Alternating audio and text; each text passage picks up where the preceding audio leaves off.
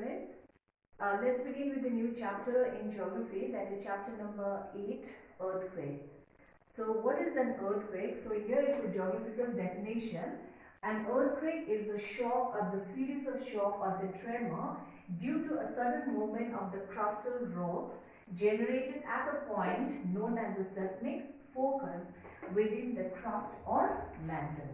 So in short we can say an earthquake is a tremor or the vibration on the earth surface due to endogenic forces. Now what is this endogenic force? It's a force that acts in the interior of the earth. And earthquake is also the result of the movement of the crustal rocks along the line of weakness, or we call it as a fault line. So now let us see some of the most important or the frequent terms used with earthquake. Number one is focus. Now what is this focus? It is the point of origin of an earthquake, or the point where the earthquake originates is known as a focus.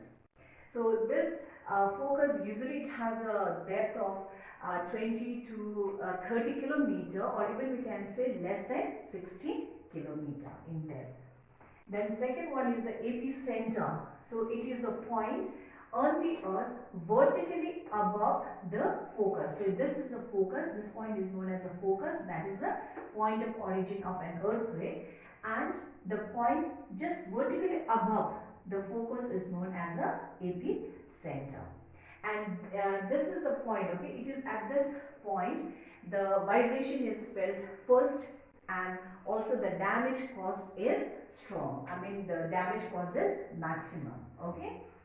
And then next one is the term seismic waves, or we can say it as an earthquake waves, or the waves generated by an earthquake is known as a earthquake or the seismic waves. So we have primary, secondary and surface waves. So for this you refer your textbook on page 59. Okay. So primary wave, so this is the fastest, okay, it travels fast and it can pass through gas, solid and liquid.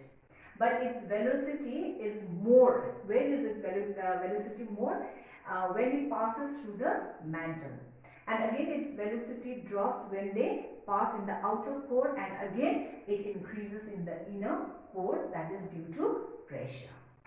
Then next one is your secondary S wave. So this secondary wave, it can pass only through solid, but it cannot pass through the molten rock. Okay. And the last one is your surface wave, or we call it as the L wave also.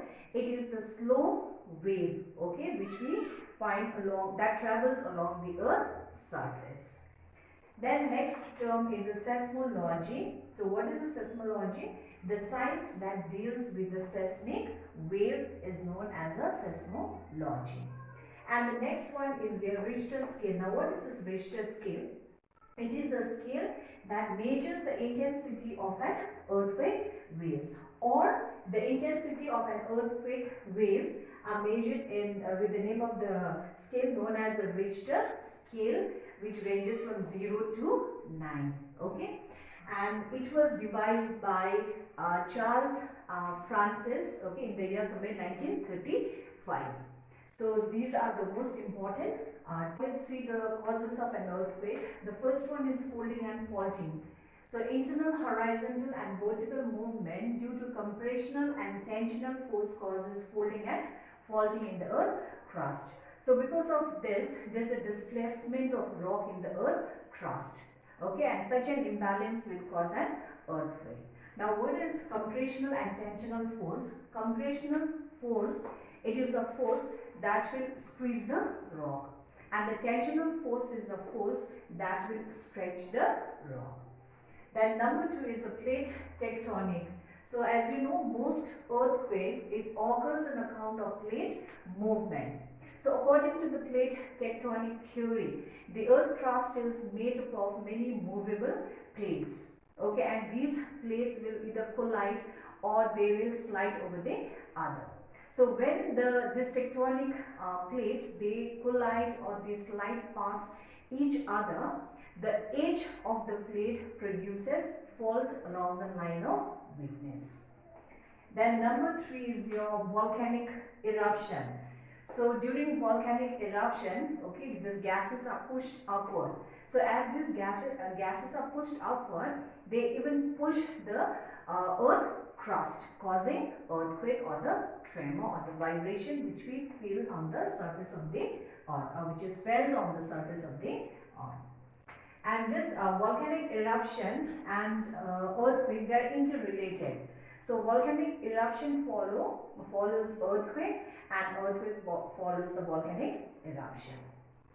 Then number 4 is the anthropogenic factors. These are the human activities like construction of huge dams, nuclear explosion, blasting of rocks, mining near the fault zone. So these are the activities, okay, human activities that cause earthquake. So take the example of the Koyna earthquake in Maharashtra. So it was due to the construction of the Koyna dam in the seismically active zone. So because of this Koyna dam, which was constructed in that particular zone, caused Koyna earthquake in Maharashtra.